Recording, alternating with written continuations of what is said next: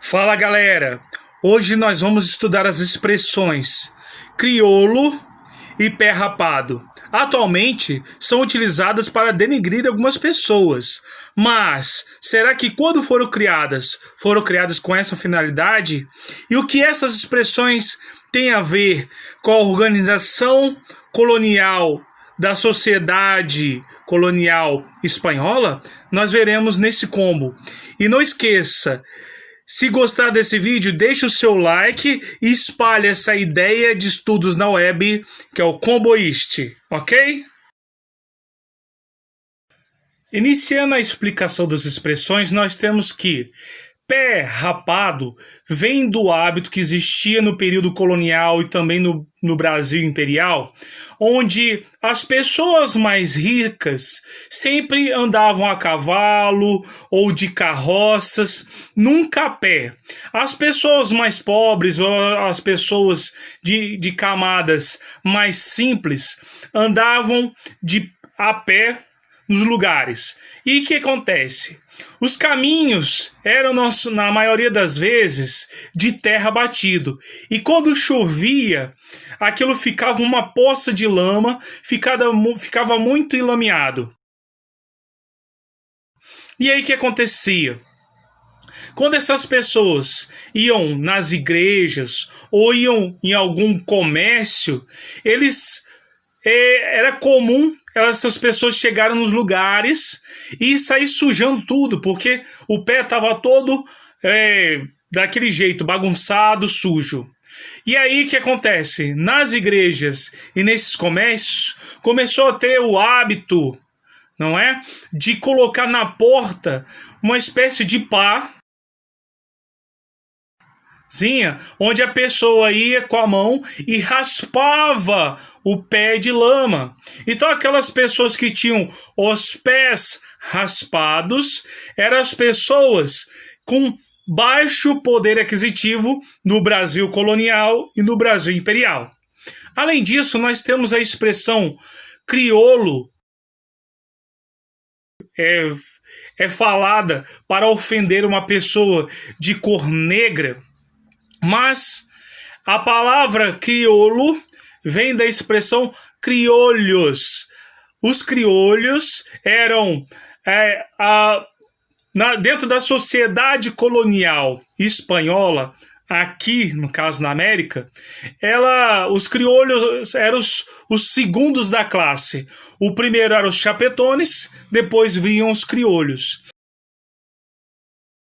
E por que será que ocorreu essa tradição aqui no Brasil de chamar as pessoas negras de criolhos?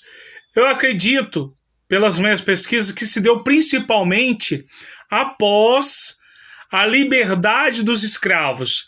Após a liberdade dos escravos e as pessoas vendo os escravos circularem nos mesmos lugares que as pessoas de classe branca, elas começaram a tentar afetar e denegrir os escravos ou herdeiros ou filhos de ex-escravos como crioulos, né? Da mesma forma que os espanhóis chapetones não enxergavam os chamados crioulos de igual para igual em sua sociedade. Sacou? E agora, para fazer essa ligação entre essas duas expressões, nós vamos ao combo de aula, onde explicaremos a formação da sociedade espanhola e como estava organizado essa colonização da América Espanhola. Não percam! Na colonização da América Espanhola, nós temos alguns nomes, alguns conceitos que nós temos que guardar em nossa mente. É interessante que você faça o seu estudo também. Os primeiros nomes que vêm à nossa mente quando a gente fala dessa organização, dessa colonização, são Cristóvão Colombo, que desbravou o mar e conseguiu uma rota alternativa às Índias.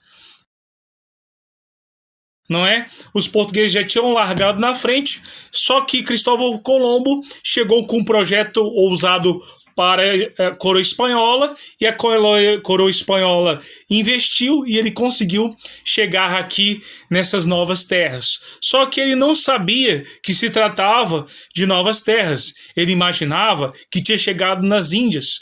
Por isso esse lugar ficou durante muito tempo conhecido como Índias e os seus habitantes como índios. Então vimos a partir daí que o nome índios não é tão apropriado para se dizer das pessoas que habitavam a América no momento que os europeus chegaram, né? Além de Cristóvão Colombo, uma figura muito importante vai ser Américo Vespúcio, porque vai ser o Américo Vespúcio que vai trazer para a coroa espanhola a grande novidade. Descobrimos, na verdade, um novo território. São novas terras. Não tem nada a ver com Índia, não. É um território só nosso, não é? Além disso, além desses dois camaradas iniciais, nós temos aqueles dois que vão ser mandados para a coroa para explorar essas regiões. Nós temos Hernán Cortés, que vai estar explorando a região do México, portanto ele vai estar entrando em contato com a tribo azteca, e nós temos, né, Francisco Pizarro, que vai estar colonizando e explorando a região do Peru e da Bolívia, não é? E vai entrar em contato com as tribos incas. Os maias já haviam sido extinguidos pelos próprios astecas ali naquela região do México, né?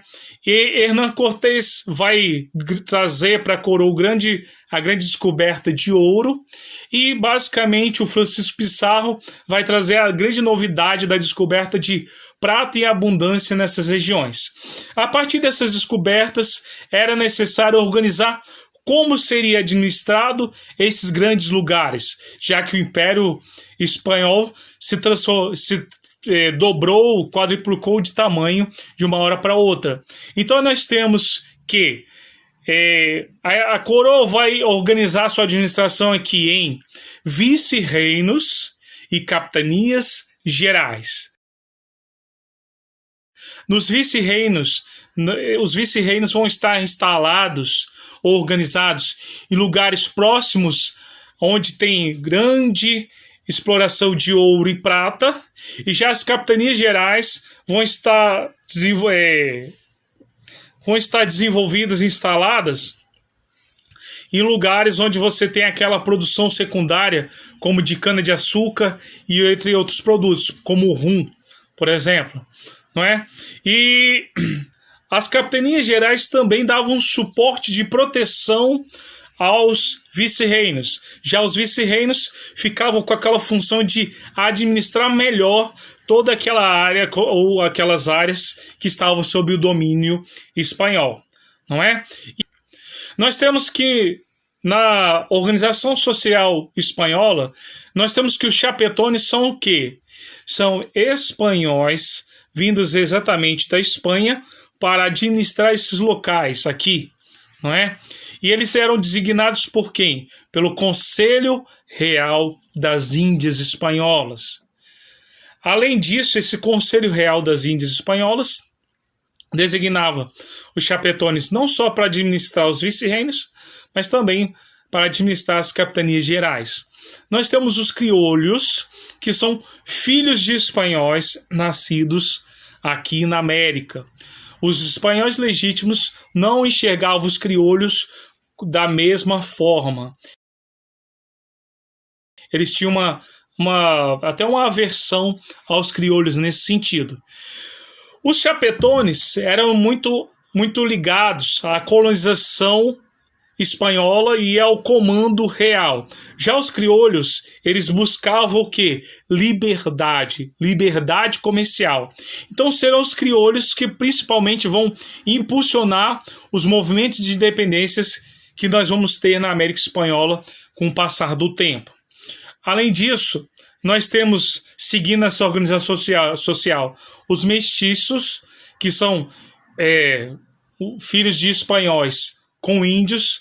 Nós temos os índios, né, os indígenas mesmo, que entram na penúltima camada social, e nós temos os negros, que eram uma proporção muito pequena, mas que estavam aqui presentes na América Espanhola. Lembrando que a abundância de mão de obra negra nós vamos ter só basicamente no Brasil. Na América Espanhola será utilizado como mão de obra de forma abundante a mão de obra indígena, de duas formas. Pela mita, que era um trabalho compulsório, um trabalho obrigatório nas terras daqui, no qual essa pessoa que se submetia à mita ganhava um saláriozinho que nem mal dava para poder ele sobreviver. E você tem a encomenda, que nesses casos, quando a pessoa era designada para poder trabalhar com o encomendeiro, através do encomendeiro, essa pessoa nem salário ganhava apenas educação e fé. Espero que tenha gostado. Entendo que a designação pé rapado e criolho não possuem a mesma significado ou da mesma forma que foi pensado quando foi utilizado pela primeira vez. E lembrando que criolhos deu a origem à palavra crioulo, do qual nós iniciamos o nosso vídeo. Estivemos unidos aí nessa batalha de estudo, e lembre-se, espalhe essa ideia de estudos na web, que é o Comboist. Valeu!